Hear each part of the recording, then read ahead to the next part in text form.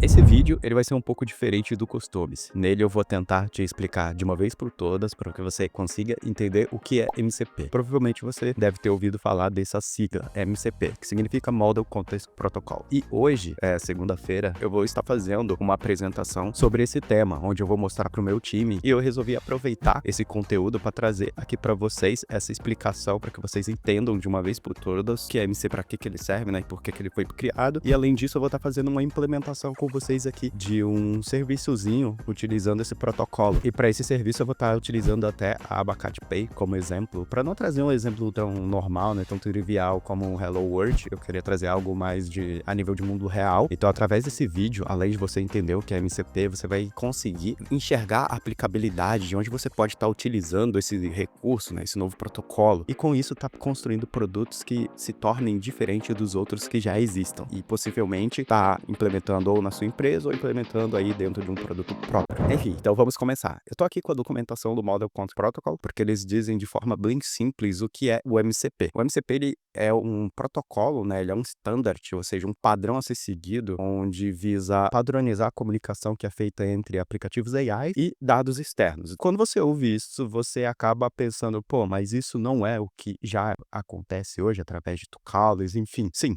é o que acontece hoje, porém, o MCP ele veio corrigir um problema que acabou acontecendo com essas arquiteturas que estão sendo utilizadas para fazer os agentes, né, e as aplicações reais que estão tendo hoje atualmente aí em produção. E aqui a gente consegue enxergar mais ou menos como é que funciona a estrutura que estamos utilizando hoje atualmente em diversos aplicativos aí. Provavelmente se você tem um aplicativo, você deve utilizar uma estrutura parecida com isso, tá?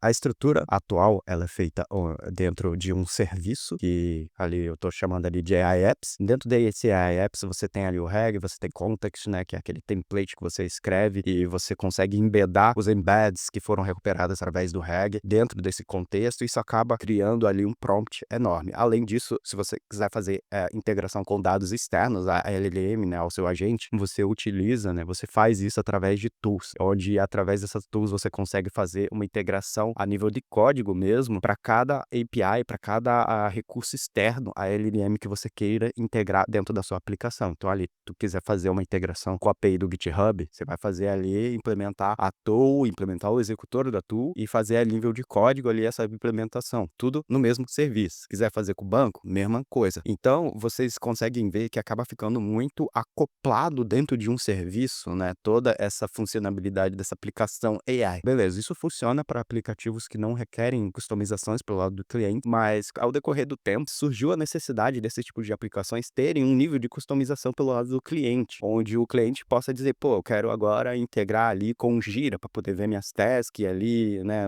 Enfim, esse tipo de customização. Só que dentro dessa estrutura aqui que temos atualmente, isso acaba ficando um pouco difícil, porque para você dar essa implementação para o teu usuário, você precisa implementar a nível de código, ou seja, tu precisaria criar ali mais um executor, né, adicionar isso dentro do teu serviço e ali subir uma atualização ali para a aplicação. Se for uma aplicação que é instalada dentro do PC do usuário, tu vai ter que pedir para ele atualizar, né? Enfim, acaba se tornando um pouco complexo. E aí chegou a Anthropic, o pessoal da Anthropic em 2024 e começou a montar um protocolo, né, um standard ali, um padrão a ser seguido para realizar essas integrações. Então, no final das contas, o que o MCP é? O MCP, diferente do tool calling, ele é uma nova forma de você fazer essas integrações de forma desacoplada. Então, aqui com o tool calling, a gente tem a LLM, dentro da LLM a gente escreve os executores dessas tools, né, que vão ser chamadas ali no momento em que a LLM achar que deve ser chamada. E aqui, através do MCP, o que você tem é que você separa essas responsabilidades. Você tem ali a aplicação e dentro da aplicação você coloca um client e esse client ele faz as conexões com diversos MCP servers, né? E dentro desses MCP servers você tem ali tools para ser executadas, você tem prompts, você tem resources que são dados que você pode estar recuperando, por exemplo, de um arquivo.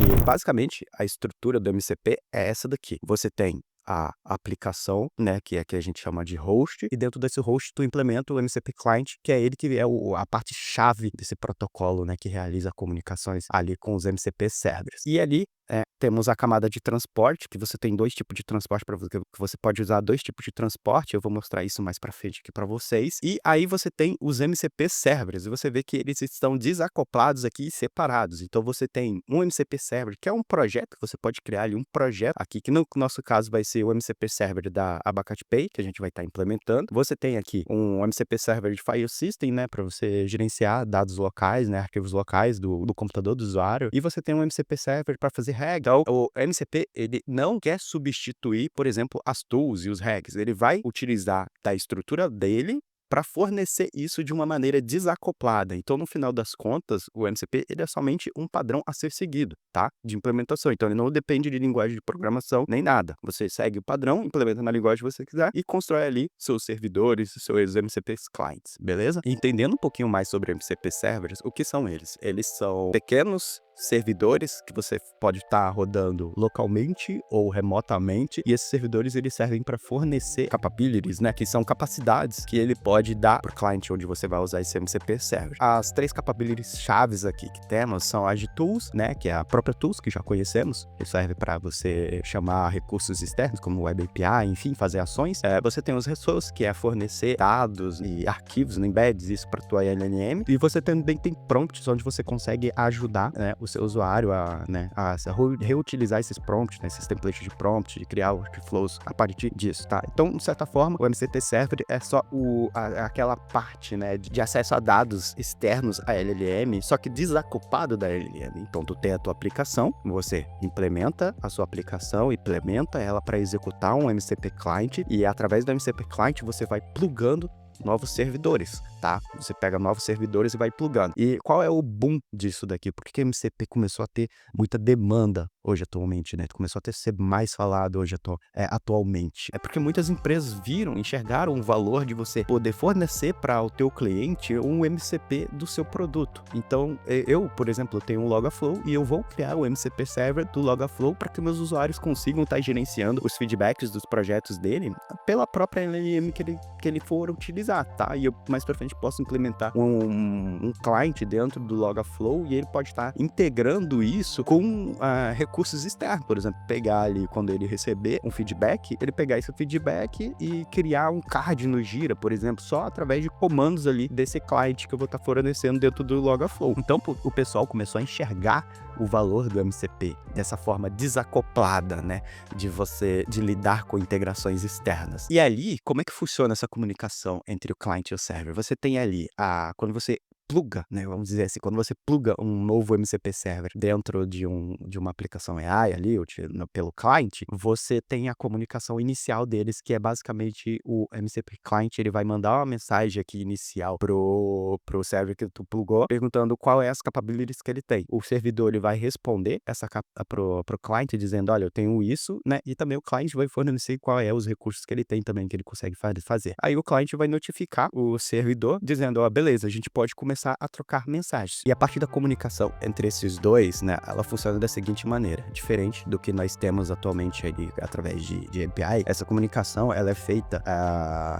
bidirecional, né, onde o client, ele consegue mandar mensagem para o servidor, mas o servidor, ele também consegue mandar mensagem para o client, tá? Mas beleza, antes de partir aqui para o código da implementação do nosso MCP Server, da Abacate Pay, eu vou mostrar para vocês como que vai funcionar aqui a nível de protocolo mesmo. Como eu falei, o MCP ele é um protocolo, então ele não depende de linguagem. Vocês vão ver aqui dentro dessa documentação oficial do MCP, eu tenho aqui SDKs, né, que implementam esse protocolo em Python, TypeScript, Java e Kotlin. Porém, eu vou utilizar Go. Não tem uma implementação oficial por parte da organização que toma conta, né, que gerencia o MCP, mas eu vou estar utilizando uma aberta, né, feita pela comunidade, utilizando o Golang, e no final das contas é tudo padrão. E no nosso caso, vamos estar criando o MCP Server da Abacate Pay, e para isso a gente vai utilizar somente aqui de capability, vamos utilizar somente tools. Então vamos ter 2 tools, vamos ter uma para listar clientes e também criar clientes. E aqui,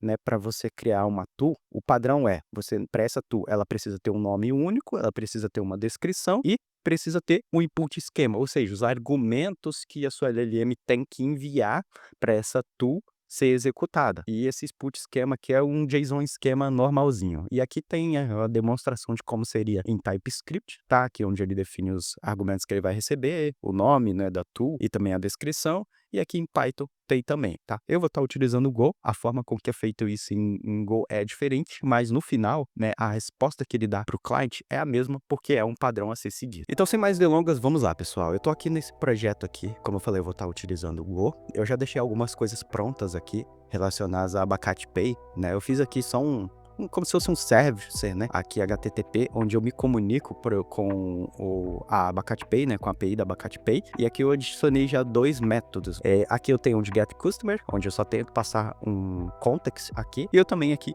tenho um de create customer que recebe, além de um context, ele também recebe aqui um input, né, para criar um cliente. Além disso, eu tenho aqui já pronto a minha CLI, né, como eu falei, o nosso MCP ele vai rodar de forma local e para isso eu vou estar utilizando aqui a camada de transporte std.io. Então vamos começar aqui.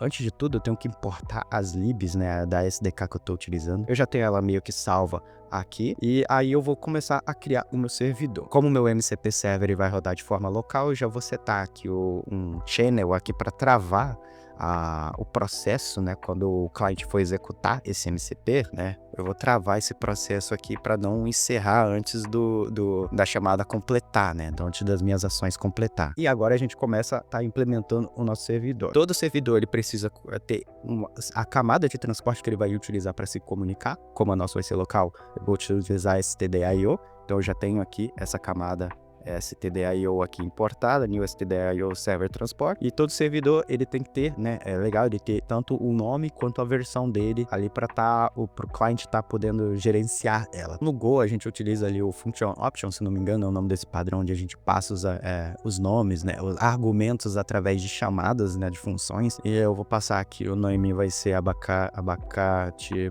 Pay, e mais um aqui que é o version, e aqui eu já vou botar ele para rodar já. Deixa eu ver aqui, MCP server, beleza. E se tiver um erro, meu servidor vai dar um panic e vai imputar isso ali no terminal. Aí agora começa a implementação das nossas tools, né? Como eu falei, o nosso MCP server ele vai ter 2 tools, que é uma para listar os customers, né, os meus clientes registrados lá dentro da Abacate Pay, e também criar novos customers, né? E para você registrar uma customer, né, o padrão é o seguinte, toda tool, como eu falei para você, ela tem que ter um nome, uma descrição e o input esquema que ela recebe. Então vamos implementar aqui as nossas tools, né, eu vou fazer elas e depois eu vou fazer a implementação de fato para vocês verem que a nível de código não muda muita coisa do lado do MCP server, tá? Então vou setar aqui uma tool, né, register tool. Aqui. Aí aqui, como argumento, ele já tem aqui para você botar um nome, uma descrição e um handler. O nome, eu vou colocar aqui customers, a descrição vai ser get, abacate, pay customers, e o handler é a função que vai ser executada quando essa tool ser chamada, tá? E todas as funções, né, todos os handlers de uma tool, elas têm que receber um argumento de forma obrigatória. Como getCustomer aqui, como a minha função aqui getCustomer, ela não recebe nenhum argumento, ela só recebe context ali, que eu mesmo crio. Então, você tá aqui um argumento que eu não vou utilizar, é só mesmo para encher linguiça ali no nosso código, porque tem que ter, né, nessa SDK do Go que ele tem que colocar. Eu vou colocar aqui submitter só para receber quem é que tá mandando a mensagem, né? Beleza. Todos os argumentos, né, todos os inputs das tools, elas têm que ser em formato JSON Schema, tá? Tem que ser em formato JSON Schema. E aqui nessa SDK do Go aqui, você tem que fazer isso dessa forma. Você coloca através de uma tag aqui, se ela for required por padrão, né, todos os argumentos, né, todos os parâmetros dessa structure são opcionais, e se for required, você escreve aqui required, e agora eu só preciso implementar aqui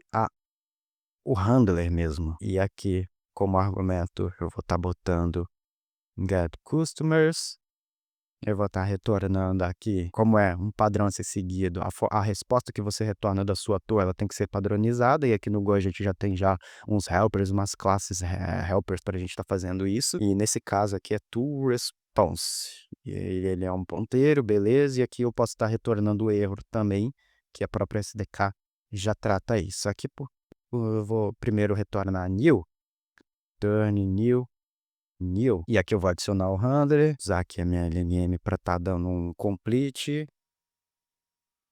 E pronto, setei a minha primeira tool. Obviamente, eu não estou fazendo nada, né, aqui nesse handler, eu só estou retornando new, e é basicamente assim que você seta uma tool, né, você define o nome dela, a descrição, o handler. Eu já vou fazer aqui bem rapidinho, eu já tenho salvo aqui para poupar tempo, o argumento para criar um cliente, tá? Então eu tenho aqui já, que é basicamente o nome, o celular, o Tax ID, que é o documento, e também o e-mail. E aqui eu já tenho a definição do JSON Schema, né, que é o que o Go vai utilizar para montar o JSON Schema que ele vai mandar para o cliente, né, para fornecer para o cliente. Então tá aqui, ó, todos esses parâmetros aqui são obrigatórios, então eu coloquei aqui no required em todos os campos no JSON Schema e coloquei a descrição de cada argumento, né, de cada parâmetro desse, tá? E aí eu já vou setar a função também,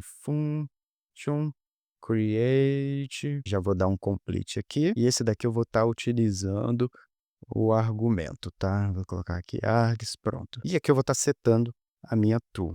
Deixa eu só copiar esse código aqui, vou colar aqui, agora eu seto o nome, create, e aí eu seto a descrição, beleza. E aqui é só trocar o handler, create new abacate pay customer. Pronto. Pessoal, basicamente é isso. Esse meu servidor, ele já funcionaria, tá? Eu só precisaria construir, buildar o binário e passar para algum cliente específico. O nosso cliente que a gente vai estar utilizando aqui é o do Cloud Desktop, tá?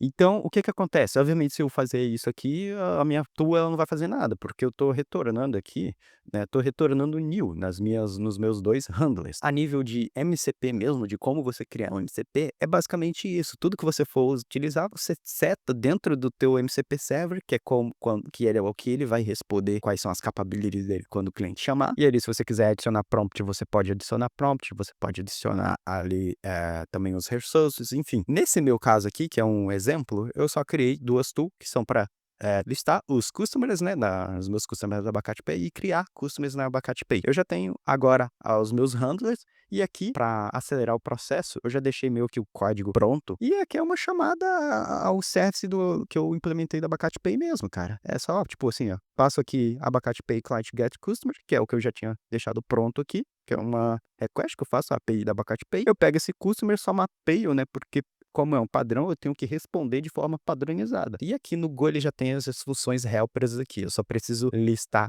aqui, fazer uma lista, né, uma slice de context. E o tipo de context que eu estou mandando aqui é esse new text context aqui, que é um dos padrões, né, um tipo de resposta padrão que as tools podem ter, tá? E aqui eu só passo, né, cada customer com uma string, né, cara? Então, no final das contas, vai ser uma lista de estrutura ali para o usuário no formato de string. A LLM vai ver essa lista e ela vai conseguir estar trabalhando em cima dessa resposta. E aqui no Create Customers é a mesma coisa. Eu estou recebendo os argumentos, né? Eu vou receber os argumentos aqui, né? E esses argumentos eu só preciso passar para minha chamada ali HTTP da API da Abacate Pay. Então eu tenho aqui o input que ele recebe desse tipo Create Customer Request. Então eu só preciso passar isso e aí ele consegue já estar criando um customer lá na Abacate Pay. Isso aqui eu também já deixei pronto, porque ele não é pertinente aqui ao MCP, né? O MCP ele só precisa que você receba um argumento padronizado e responda de forma padronizada. Então aqui eu recebo os argumentos que são passados, né,